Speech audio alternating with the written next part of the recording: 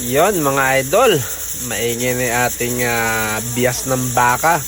Sumasagitsit na sa ating pressure cooker. At ayan na mga idol. Ayan, nako, sus Maria Josep. Ayan, malaking bias yan mga idol. Ayan, lasag-lasag na siya. Sobrang lambot na niya mga idol. Laga natin yan, tayan na mga idol. Nagkalaglag na yung laman niya.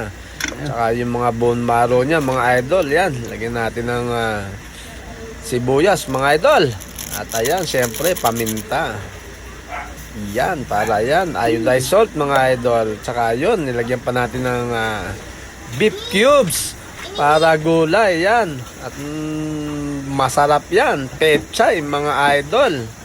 Para may konti siyang kapit na pag hinigo pang mainit ng sabaw mga idol. Alam nyo naman ang boses natin mga idol. Sunod-sunod kasi tayong may mga event. Ayan, tikman natin mga idol. Ayan, syempre panalo na yan mga idol. At talagang sobrang sarap niya. Ayan.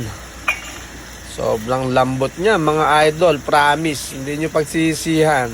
Sabaw pa lang talaga. Ulam na mga idol. At ayan, nakulo na mga idol. Malapit na to, syempre. Ayan na, finished product mga idol. Ayan, ang partner niyan, patis, kalamansi, sili. Yan mga idol. Hanggang dito na lang muna ang ating pagbablog at masarap humigop ng sabaw. Bye-bye!